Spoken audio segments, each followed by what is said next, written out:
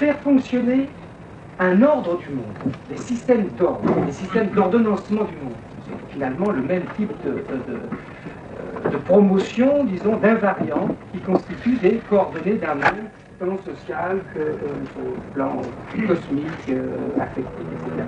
Je demande pardon, tout le monde entend vaguement. Hein?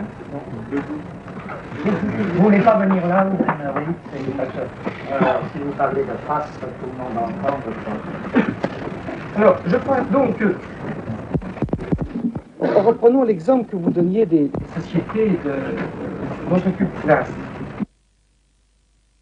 censées capitaliser l'information par des toutes petites unités distinctives, type lettres, ou même un certain type d'articulation très épurée de phonèmes, avec une syntaxe parfaitement polissée, mais il y a corrélativement toute une série de composants sémiotiques qui concourent à quelque chose qui n'est pas spécifiquement une transmission d'information, mais qui est une sorte de vie libidinale de l'ensemble du groupe, qui peut s'exprimer aussi bien par des mots que par des mimiques, des danses, des tatouages, des rituels, etc. C'est ça que j'appelle les différentes composantes sémiotiques. On arrive à un ordre à l'autre bout de la chaîne, actuellement, où pour transmettre quelque chose, on peut le transmettre avec une série de messages transmis par un ordinateur. Aujourd'hui, désigner quelqu'un, ça peut être prendre un certain type de numéro qu'on fait passer dans un ordinateur, et ça peut parfaitement qualifier non seulement la localisation de la personne, mais l'ensemble de son comportement, de sa liberté, ses potentialités économiques, etc.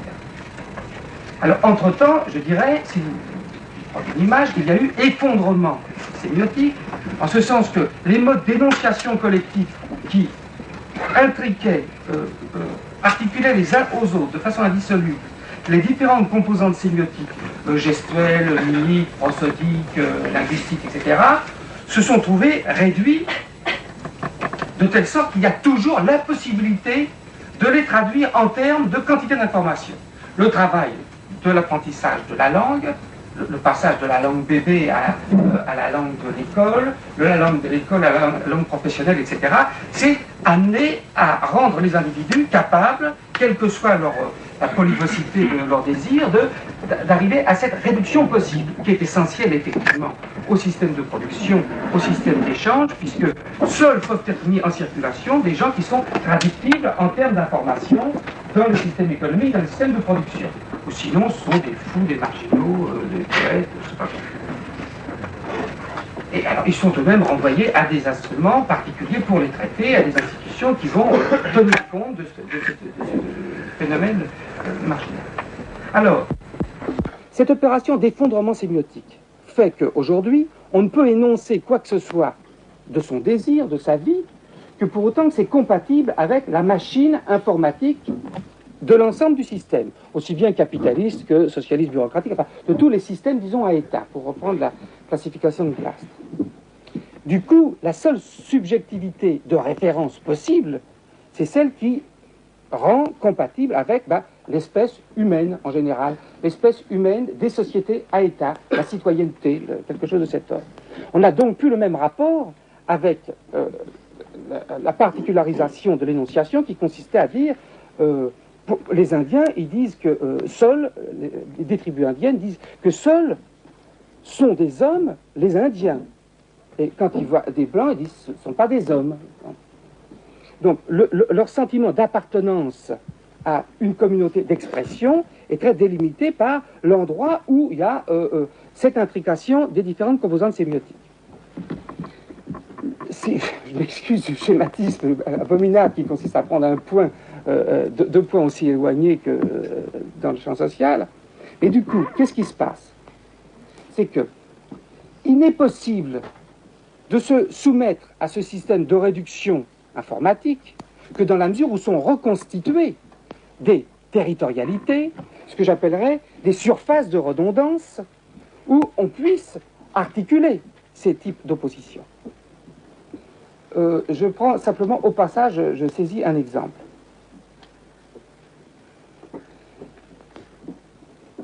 Choisir une femme dans une société comme celle de Clastres, ça n'est jamais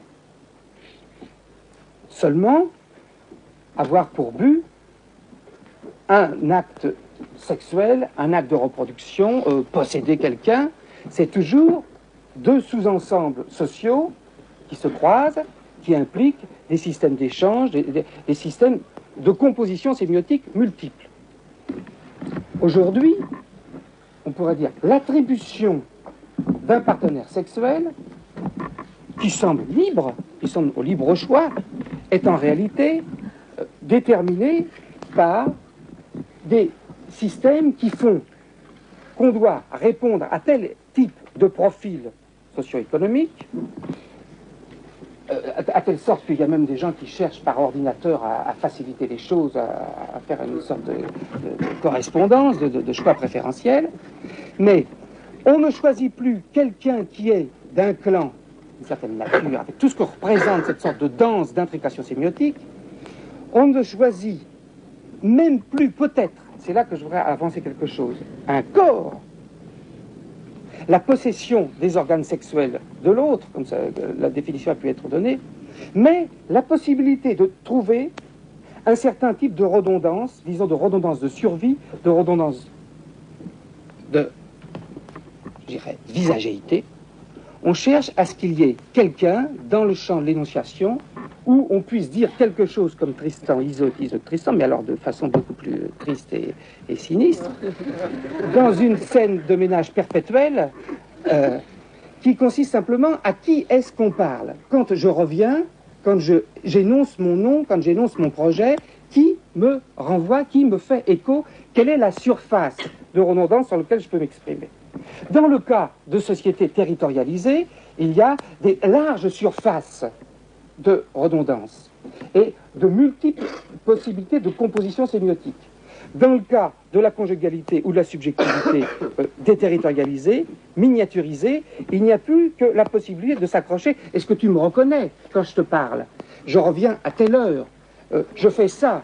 Mais ce n'est même plus tellement pour les enfants. Il y a même dissociation du rapport de visagéité, cette espèce d'empreinte dont parlent les éthologistes, ou ce rapport contact eye to eye dont parle Spitz et un certain nombre d'Américains, il y a la nécessité d'un cadrage. Je ne puis être que s'il y a un certain point qui sert à la fois de surface de référence et de trou noir, sur lequel je puis continuer d'articuler mes énoncés.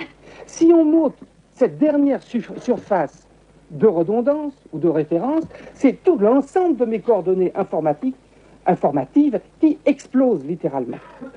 Alors, très curieusement, on s'aperçoit que ce type d'objets que les psychanalystes ont appelés objets partiels, les yeux, le visage, juste le triangle des yeux, du nez et de la bouche, aboutit à une sorte de rapport de tutelle extraordinaire par rapport aux différents individus, puisque non seulement il n'y a plus les différentes composantes sémiotiques, mimiques, gestuelles, de danse, de groupe, etc., mais à la limite, il n'y a même plus possibilité d'un exercice sexuel. Car on peut très bien concevoir d'être amoureux de trait de visagéité d'une femme sans du tout avoir possibilité de mettre en jeu ce que j'appellerais des sémiotiques amoureuses, des sémiotiques sexuelles, ou des choses de cet ordre, puisque l'essentiel est cette dernière prise, ce dernier accrochage de territorialisation. Donc voilà, la deuxième chose qu'on pourrait amorcer pour la suite, ça serait que, où les redondances informatiques s'accrochent sur des surfaces avec des systèmes de trous noirs, qui sont la visagéité, qui peuvent être le pouvoir au niveau de l'État, au niveau de n'importe quel système de pouvoir, il y a toujours un système de trous noirs, c'est les yeux de Giscard d'Estaing, ou c'est les yeux du leader, c'est quelque chose. Là. Il est quand même de chez nous, il y a quand même une possibilité où c'est la France, je me reconnais puisque je l'ai déjà vu, je peux continuer de parler, je peux continuer de produire des significations. Où il y a ce système, disons, de redondance trou noir, qui est exactement le système arborescent.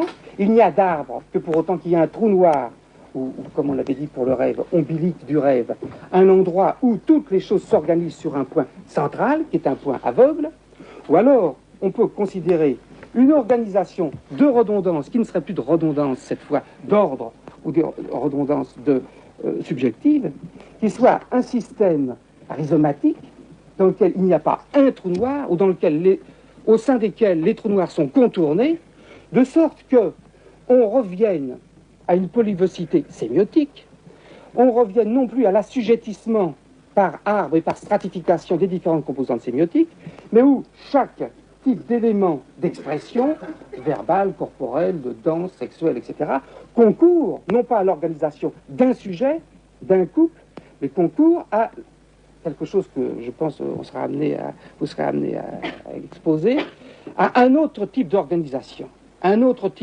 sémiotique qui n'est plus informatique, mais que, disons, grosso modo, schématiquement, on appellera diagrammatique.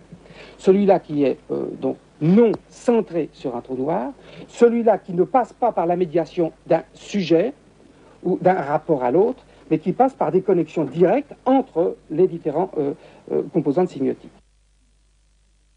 Comme finalement ces redondances de résonance,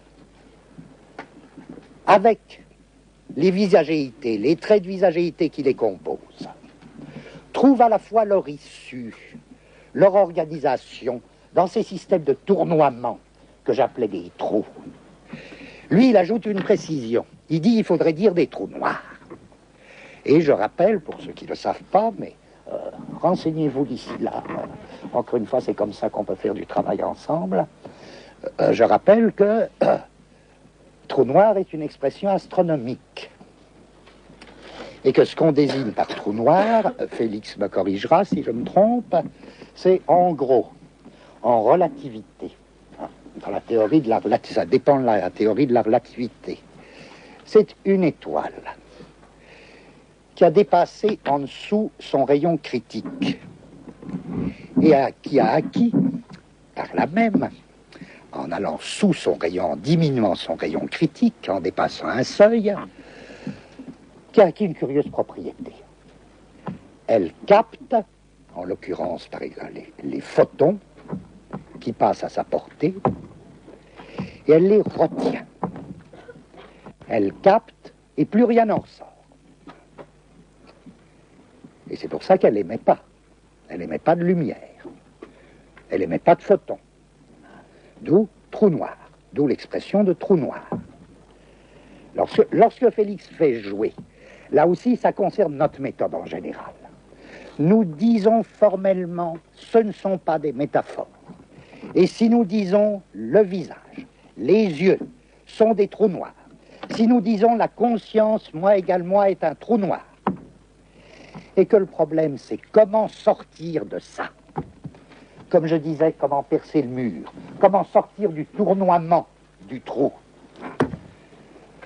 Il ne s'agit pas de dire trou noir en un sens métaphorique. Il s'agit de piquer à un mot.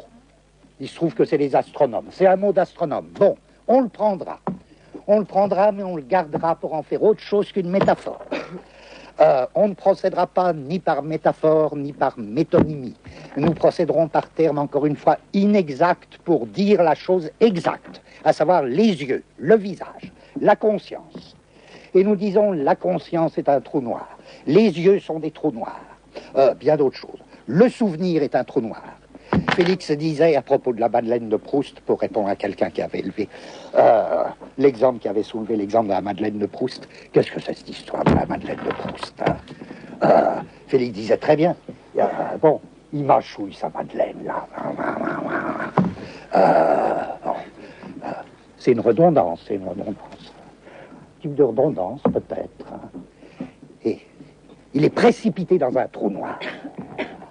Le trou noir du souvenir, là. Comment il en sortira? Parce qu'il ne faut pas croire que ce soit un succès pour lui. Il se dit, oh là là, il y a beaucoup de Proustiens, il y a même, on reconnaît les Proustiens s'ils croient que c'est un succès, l'histoire de la Madeleine. On reconnaît les anti-Proustiens, c'est-à-dire ceux qui aiment Proust d'amour, parce qu'on souffre pour lui, on se dit, oh là là, dans quoi il est en train de se mettre, comment il va en sortir? Or, il en sort, et il en sort, et il a sa manière d'en sortir. Et il en sort, mais avec brio et fracas. Il fait ce que Félix vient de dire, c'est-à-dire, il fait là cette espèce de ligne de fuite hors du trou noir. Il gicle hors du trou noir, il jaillit hors du trou noir, exactement comme d'autres percent le mur, exactement comme Gerasim Luka fait, etc.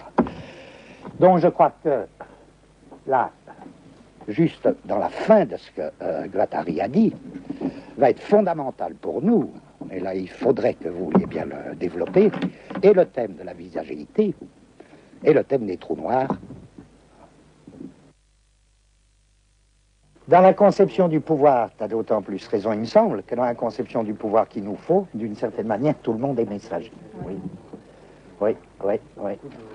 Tout le monde est messager. Il n'y a pas de premier ordre, ça, c'est évident. Tout le monde est déjà messager, à savoir le langage lui-même est messager d'ordre préexistant, qui pourtant n'existe pas hors du langage. Ça, d'accord. Et à propos de l'enchâssement, bon, je sais pas, enfin, bon, ça m'est venu comme ça. Je me demandais, enfin, un peu en parallèle avec ton ami, là, je ne sais pas le nom, qui récite son poème. C'est-à-dire... oui, ça je voudrais, parce que comme je crois que c'est un... voilà, je précise que, et c'est pas par hasard, que il s'appelle donc Gerasim, comme le prénom bien connu, Gerasim Luca, L-U-C-A. Il a écrit plusieurs choses de poèmes, plusieurs recueils de poèmes, Au soleil noir, 2 très beaux, Le chant de la carpe et l'autre, et là je ne sais plus son titre.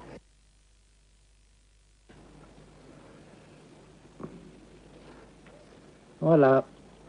Alors, je voudrais presque qu'on parte de ça. Les exemples très plats que j'ai donnés, de redondants dont on ne sait même pas si c'en est. Des unités d'information indépendantes et équiprobables, dans lesquelles on aurait à faire des choix. À l'autre pôle, qu'est-ce qu'il y a? À l'autre pôle, il y a ce que les informaticiens désignent comme étant le bruit. Déjà, on se méfie, on a toute raison, nous on ne fait pas d'informatique. Donc on a toute raison d'être en position de méfiance.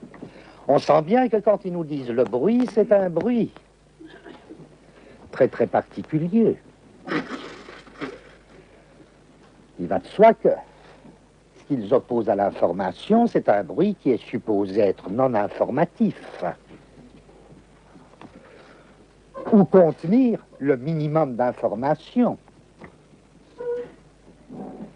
du type brouillage d'une émission. Le bruit d'une bête qui se cache là dans un fourré, c'est un bruit rempli d'informations.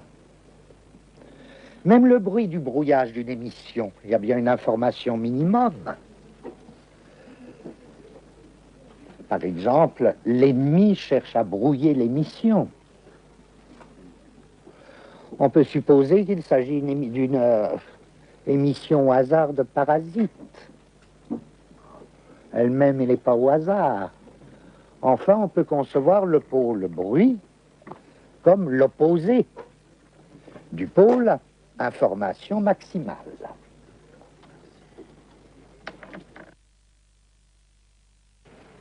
La redondance est présentée comme la diminution d'une information théorique supposée préalable en droit. Mais d'autre part et en même temps,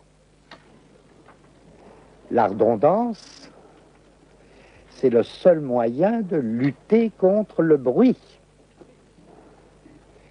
C'est-à-dire de sauver l'information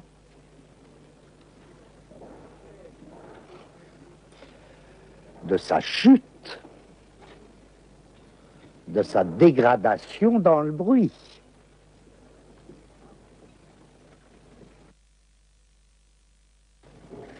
Que ce soit au niveau des lettres ou au niveau des phonèmes, peu importe.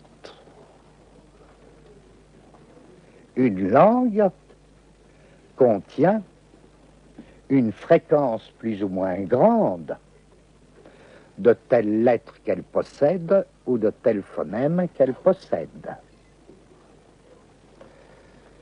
Par exemple, les fréquences de lettres ou de phonèmes ne sont pas les mêmes en français et en anglais.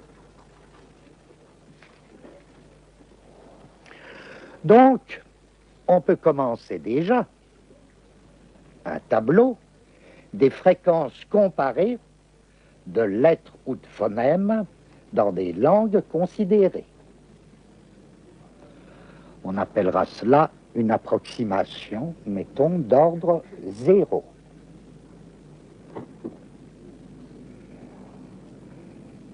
Et puis, approximation suivante. C'est déjà une redondance. La fréquence d'une lettre ou d'un phonème dans une langue donnée. Et puis, deuxième approximation, que l'on peut nommer approximation d'ordre 1. On étudie cette fois-ci la fréquence d'une lettre par rapport, dans une langue donnée, par rapport à une lettre qui la précède. Ou par rapport à une lettre qui la suit. Là aussi, d'après les langues, les fréquences sont différentes. Je prends n'importe quel exemple. En français, quelle est la fréquence? Alors on peut même concevoir des ordinateurs faisant ces recherches. Quelle est la fréquence du groupe BA? C'est-à-dire un A précédé d'un B.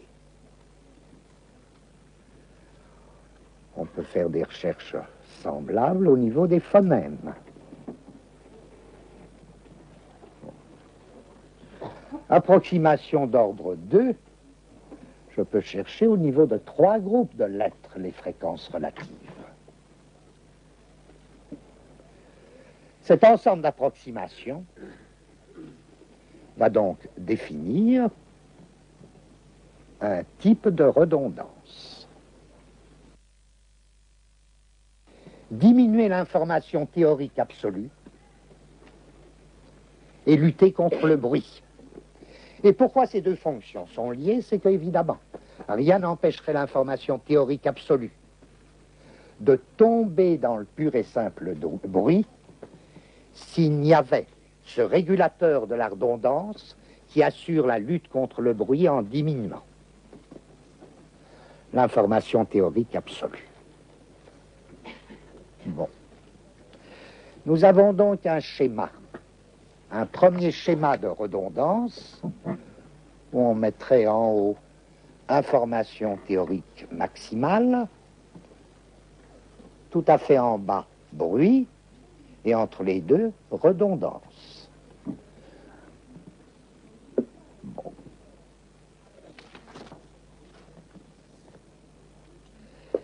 Et Martinet conclut: la présence de la redondance est un moyen de permettre la transmission des signes par cette série d'approximations dont je viens de parler. Bien. Et puis Martinet, il distingue un second type de redondance.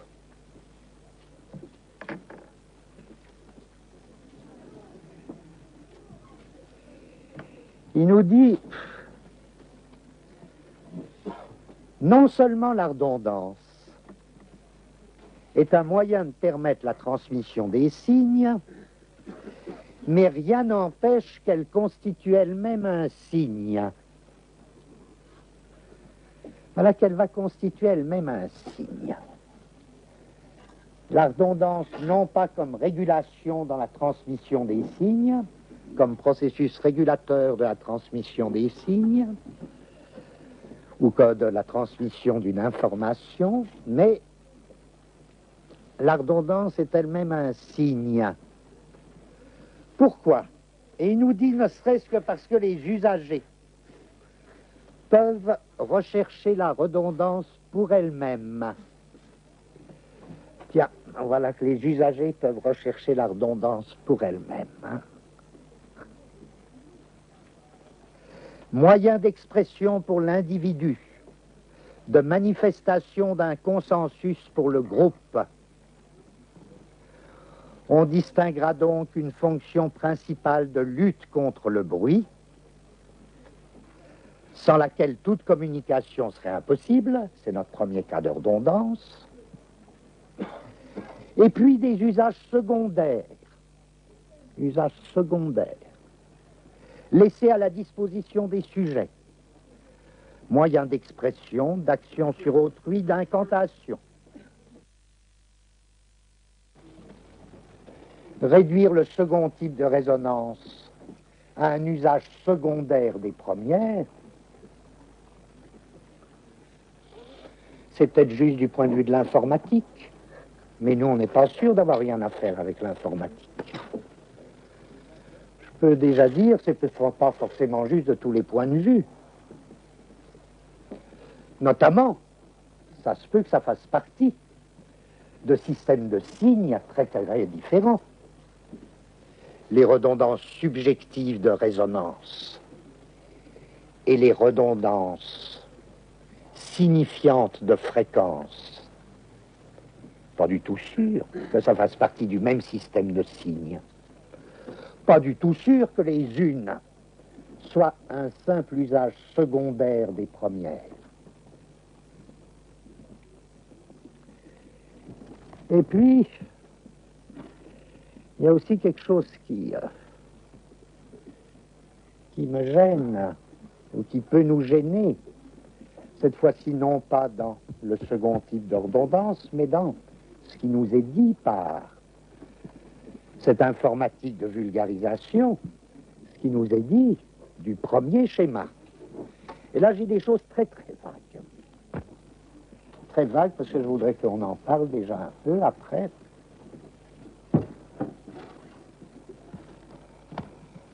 Donc, vous comprenez bien, tout ce que je veux dire déjà, c'est que quant aux redondances, on ne sait même pas encore ce que c'est que toutes ces redondances. Alors, on est encore gêné par rien. Sur la nature informative du langage, il y a beaucoup à dire. Et il y a des linguistes déjà qui ont beaucoup dit.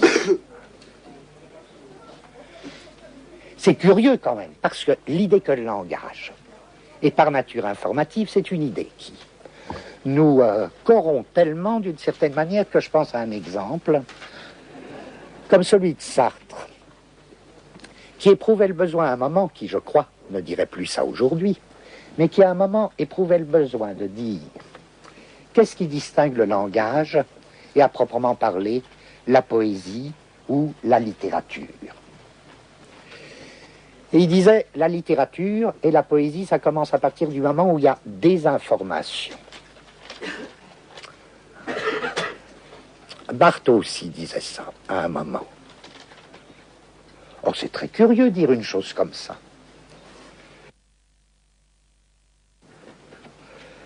Qu'est-ce qui a corrompu complètement, là aussi, compromis, pourri?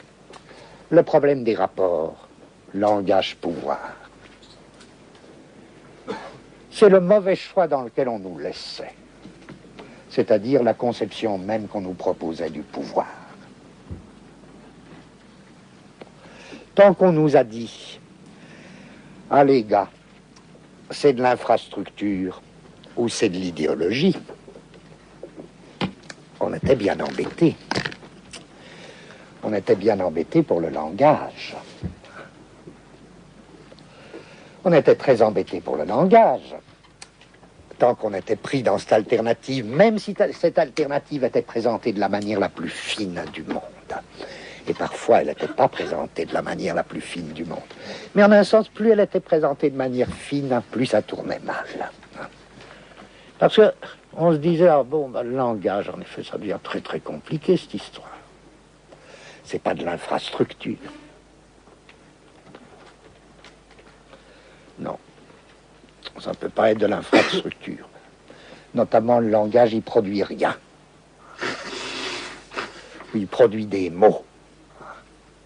Il ne produit pas des biens. Et ça n'allait pas. Aucun des caractères de l'infrastructure ne coïncidait avec le langage. Alors on disait, est-ce que c'est de la suprastructure? Ça pouvait vouloir dire, est-ce que c'est l'appareil d'État qui décide du langage?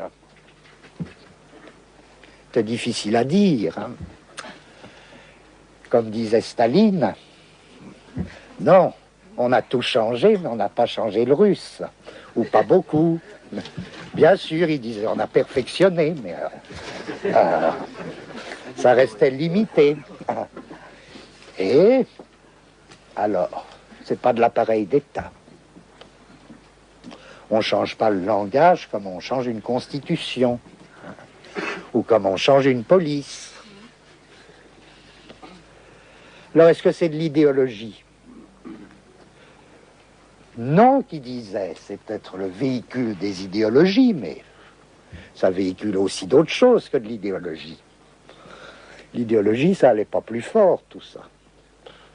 On disait, bon, alors, qu'est-ce que c'est le langage? Voyez ce texte, et il faut toujours revenir à ce texte, parce qu'il est court d'une part, et qu'il est quand même un texte assez formidable. C'est le texte de Staline sur la linguistique, où il dit, voyons, camarades, vous vous trompez, parce que les uns d'entre vous disent, le langage, c'est de l'infrastructure, et vous avez tort, enfin, vous n'êtes pas raisonnable. Et puis, il y en a qui disent, le langage, c'est de l'idéologie, et il y a un langage du peuple, et il y a un langage prolétaire, et un langage bourgeois. Moi, je vous dis, non, vous voyez pas bien le problème, camarades. Et Staline va jusqu'à dire que le langage est comme le bien commun d'une nation. Et que le langage, eh ben, ça assure la communication des informations. Ça lui convenait, évidemment. Ça implique évidemment une conception, donc, du pouvoir rapporté au thème fameux de l'infrastructure, de la suprastructure, de l'idéologie, etc. Si nous nous étions amenés à dire, mais voyons, le langage, ça a toujours été un système de l'ordre et pas de l'information. C'est des ordres qu'on vous donne et pas des informations qu'on vous communique. À la fois, on a l'impression que c'est évident. C'est évident. On ouvre les nouvelles à la télévision, qu'est-ce qu'on reçoit? On ne reçoit pas d'abord des informations, on reçoit d'abord des ordres. À l'école, qu'est-ce qui se passe? Quand même, là aussi, il ne faut pas charrier. À l'école, les petits-enfants, ils ne reçoivent pas des informations. Eh ben, l'exemple de l'école, c'est Félix, il dit très bien, là, dans un texte, il dit très bien. Mais le langage, à cet égard, c'est exactement, on donne du langage à la bouche des enfants, exactement comme on donne des pelles et des pioches dans la main des ouvriers. Alors, bien sûr, il ne veut pas dire par là que ce soit de l'infrastructure, mais il veut dire que c'est du domaine des ordres. Hein. Et quand la maîtresse réunit les gosses, hein, c'est quand même pas pour les informer de l'alphabet. Non.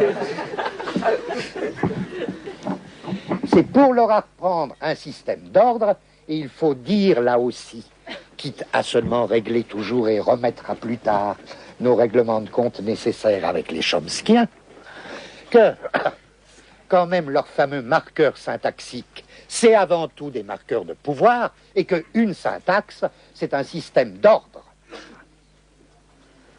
un système de commandement, qui permettront ou qui forceront les individus à former des énoncés conformes aux énoncés dominants. Et que l'école, ça sert avant tout à ça. Et que donc le langage doit être pensé non pas d'abord en termes d'information, mais en termes d'ordre. Non pas en termes de communication d'information, mais en termes de transmission d'ordre. Ce qui implique évidemment pour nous, ça je dis, ça c'est l'évident et le facile. Mais ce qui implique évidemment pour nous, la recherche d'une autre conception du pouvoir. Car en effet, là, les remarques de Staline sont très justes. Il n'y a pas quelqu'un qui décide de la syntaxe. Ça veut dire simplement, sans doute, que le pouvoir, c'est tout à fait autre chose. que la propriété d'individus ou de groupes à un moment donné. Disons simplement que pour le moment, le langage, c'est une formalisation d'expression. Toute expression n'est pas langagière. Le langage, c'est une formalisation d'expression particulière qui a pour fonction la transmission des ordres dans une société.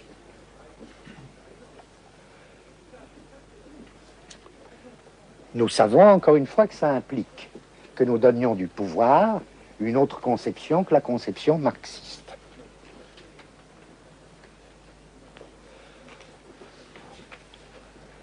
Mais en sens, le langage, y compris la syntaxe, et, il ne faut même pas dire instrument, est élément et composante du pouvoir. Donc, en sens, il n'est pas informatif. Pourtant, il est bien informatif d'une certaine manière. À savoir, il donne le minimum d'informations et il guide le minimum de choix nécessaires à la bonne compréhension des informations relatives, des informations limitées, relatives aux ordres qu'on donne. Il va de soi qu'en effet, si quelqu'un dans la rue crie au feu, il ne convient pas que les enfants entendent au jeu. Alors, il y a bien une information et des choix et des approximations, mais qui sont relatives aux ordres communiqués par le langage. Il y a une lettre, vous savez que Lewis Carroll écrivait des lettres aux petites filles, jamais aux petits garçons. Et dans une lettre à une petite fille de Lewis Carroll, dans une lettre très connue, très belle, qui est très bien traduite par, il n'y a pas besoin de se reporter au texte anglais, qui est très difficile, pour ceux qui, je dis y compris moi, mais il y a une traduction admirable de Jacques Papy, qui procède par équivalence. On la trouve dans plusieurs éditions, dans les lettres aux petites filles ou dans les lettres aux enfants de Lewis Carroll, où il y a la situation suivante, qui répond bien à ce dont nous parlons, à savoir le professeur pendant sa leçon, mais qui est dans une situation, après tout, dans une situation sociale excellente. Il est tout au bout du jardin. Et puis, il y a un premier domestique qui répète la question. Alors, chacun sait que les questions d'un professeur sont des ordres.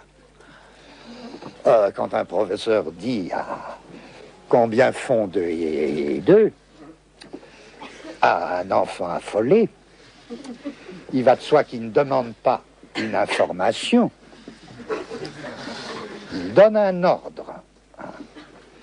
Et vous me direz, il faut bien que l'enfant ait été informé d'abord. L'enfant a été informé par un système d'ordre précédent.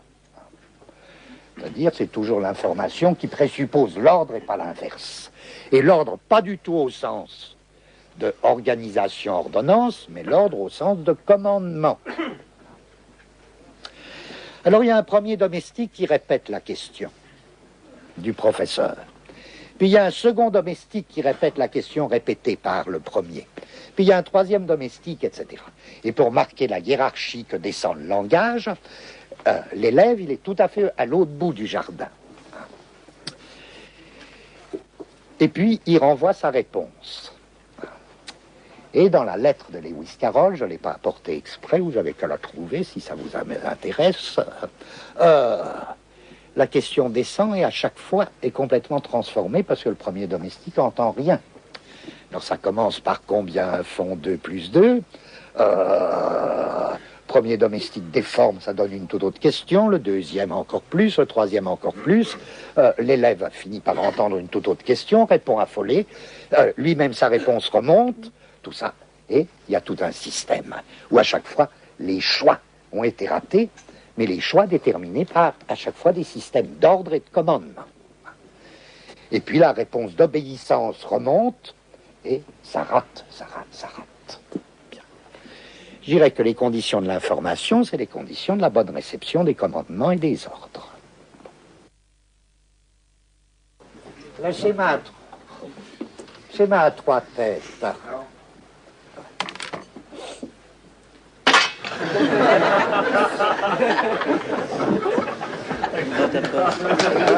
Dans ta poche. Merci. Schéma à trois têtes.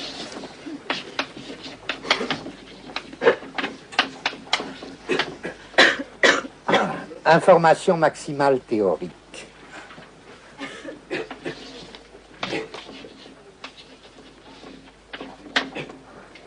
Bruit qui vient tout troubler l'émission et la réception d'informations. Redondance.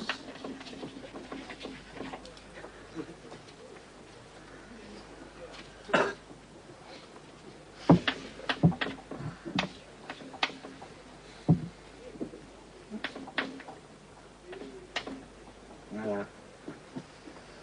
En lutte contre le bruit, qui permet de vaincre le bruit et qui diminue au prix de diminuer l'information maximale théorique.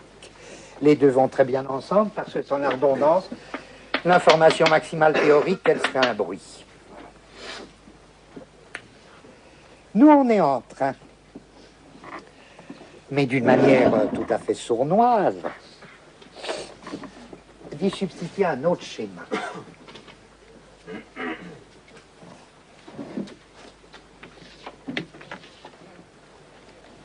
Les ordres commandements.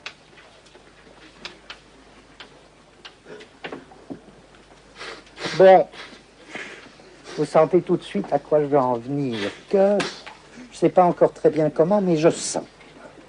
Non, nous sentons.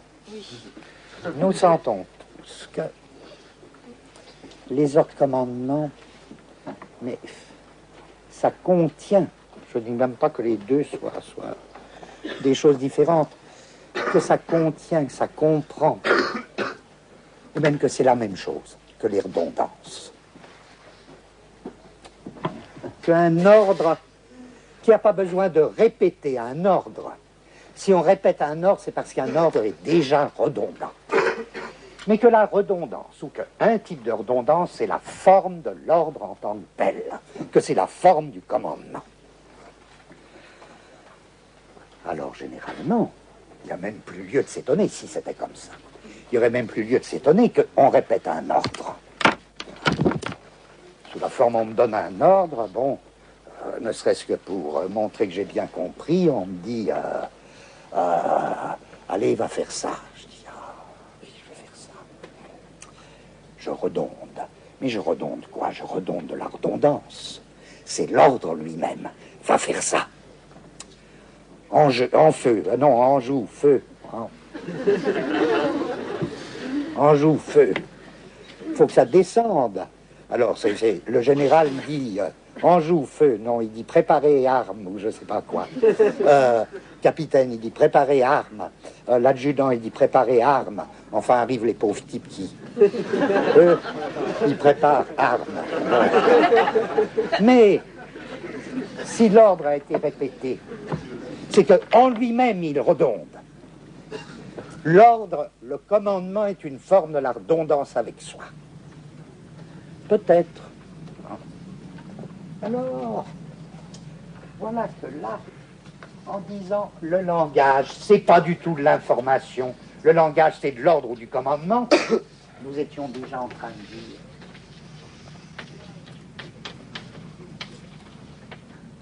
l'ordre pur, l'ordre commandement à l'état pur. C'est de la redondance à l'état pur. C'est la redondance absolue. Et c'est celle que nous mettions en haut.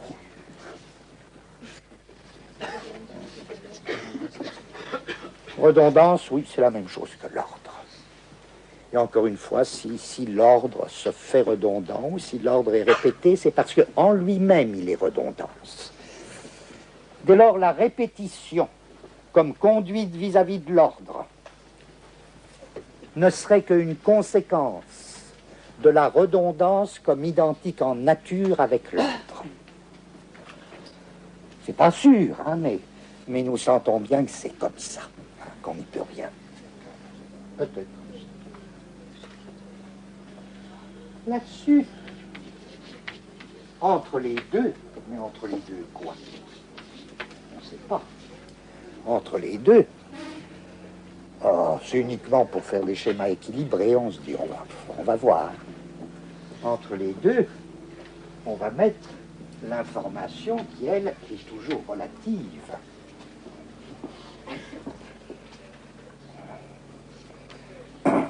S'il est vrai que la redondance, c'est la forme de l'ordre, la forme absolue de l'ordre, on dira l'information relative, ben c'est le contenu limité de tel ordre en tant que distinct de tel autre ordre.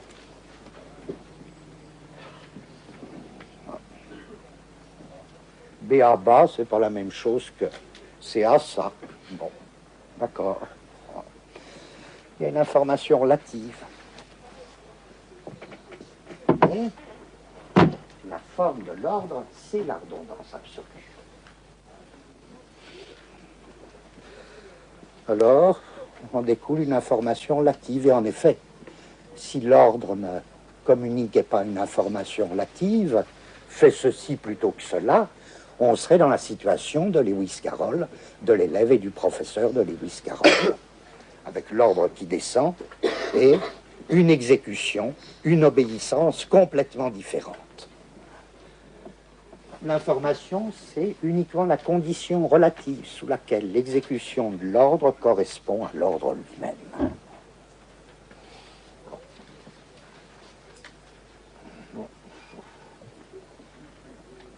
C'est comme une inversion du schéma de l'informatique. C'est même pire qu'une inversion, c'est un tout autre domaine, quoi. Mais alors, là, en troisième, qu'est-ce qu'on pourrait mettre? Ben, c'est évident, quoi, c'est évident, c'est évident. Et c'est évident que ça fonctionne comme ça. Ce qu'il y a, c'est pas du tout le bruit, qui est une abstraction informatique. C'est le silence. Le silence, quoi? Qu'est-ce que ça? Pourquoi introduire le silence là-dedans? Le silence. C'est ambigu, le silence. Parce que ça peut être l'état de celui qui obéit, mais ça, c'est un silence. C'est un silence, en fait, de langage. C'est un silence du langage lui-même, compris dans le langage lui-même. C'est l'ordre avant que... C'est ce qui se passe entre la réception de l'ordre et la réponse à l'ordre. Le capitaine dit « Arme ton fusil ». Il y a le silence, enfin, occupé par un bruit du fusil. Et puis, il y a le soldat qui dit « Prêt, mon capitaine ». Bon, ça, c'est pas... Il y a un autre silence aussi.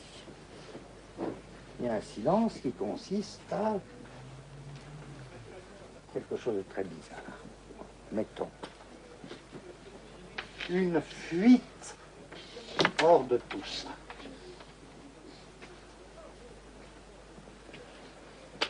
On le connaît, ce silence. Que le capitaine, il dit Anjou, feu, rien. Le silence.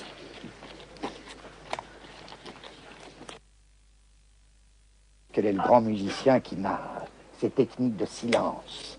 Ce qu'on peut dire au plus, et ce que tout le monde sent quand on entend de la musique, c'est que la musique, elle est traversée par une espèce de vecteur d'abolition. Un vecteur d'abolition sonore.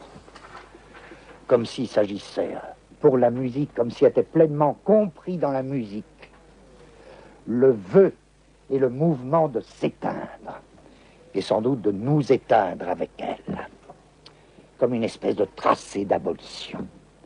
et que les sons, qui ne sont pas un langage, bien qu'il y ait aussi des ordres en musique, mais que la musique file par-dessous les ordres proprement musicaux, qu'elle trace sa ligne de propre abolition qui fait pleinement partie d'elle, et qu'elle la trace de mille façons. Il y aurait donc ce premier système des redondances signifiantes ou de fréquences, le mur sur lequel elles s'inscrivent, le mur sémiotique sur lequel elles s'inscrivent, et la tentative de percer ce mur. C'est-à-dire, cette tentative de percer ce mur, on l'appellerait sortie du signifiant. Sortir de la signifiance. Comme il fait Gerasim Luta.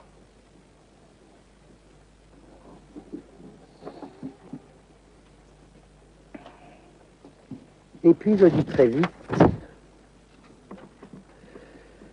voilà, deuxième type de redondance. Et évidemment, encore une fois, c'est pas des usages secondaires du premier type. Cette fois-ci, c'est des redondances de résonance. Bien entendu, on sait d'avance, ça c'est une chose qu'on sait.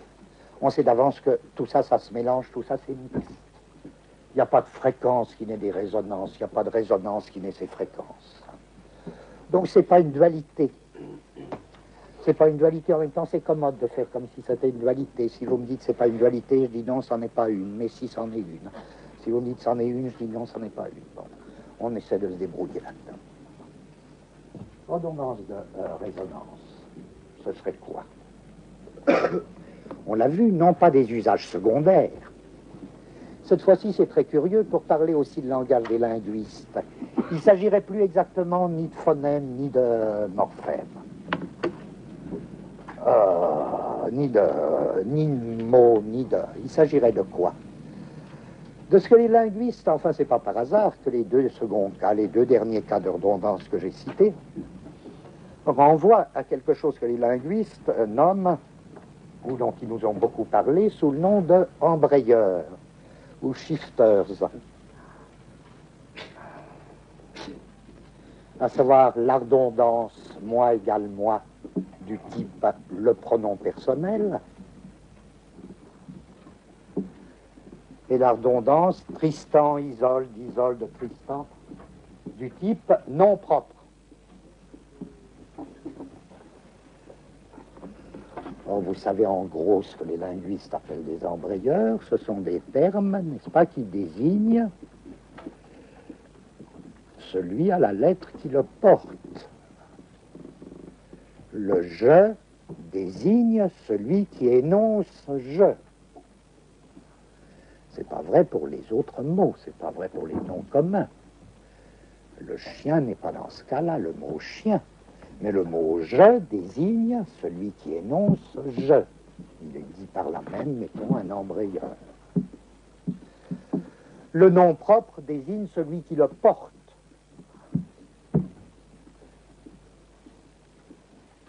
Donc, le nom propre, le pronom personnel, le « je », sont des choses très très spéciales qui viennent animer notre seconde catégorie, des catégories de résonance. Et on a vu que, dans nos deux exemples de catégories de résonance, sans doute très liés, aussi liés que nos deux exemples de catégories de fréquence,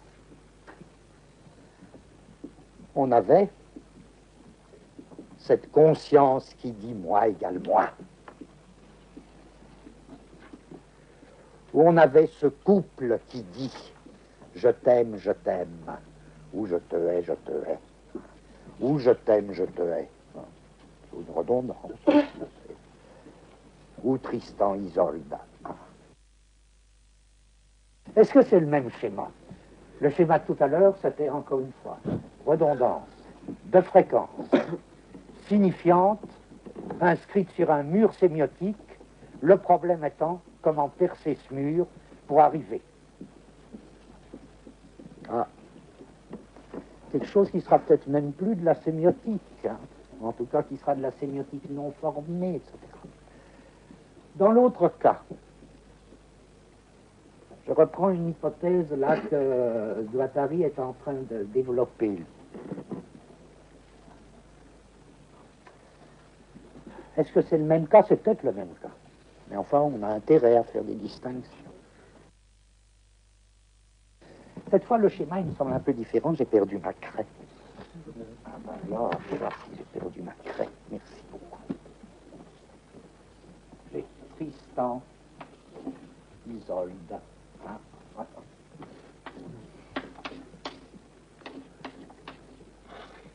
Ou bien j'ai moi égale moi.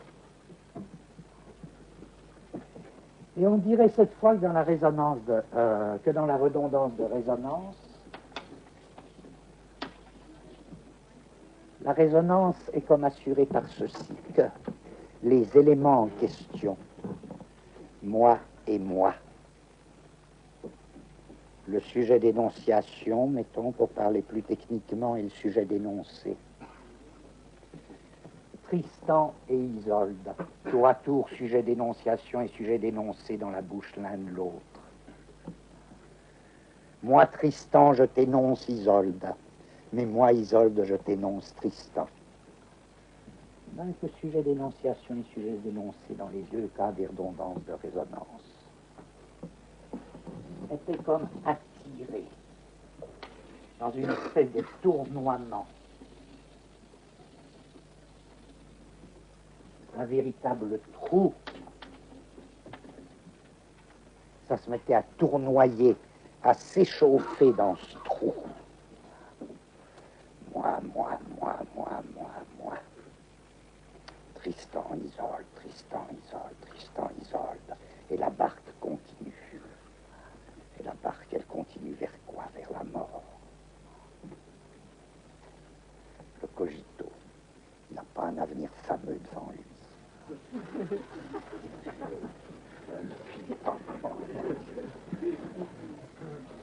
C'est un système, en apparence, c'est un système formellement différent. Donc j'avais, je voudrais terminer sur ce point, redondance de fréquence, signifiante, opérant sur un mur sémiotique, avec comme question fondamentale comment percer le mur. Là, j'ai redondance de résonance ou subjective, renvoyant à un trou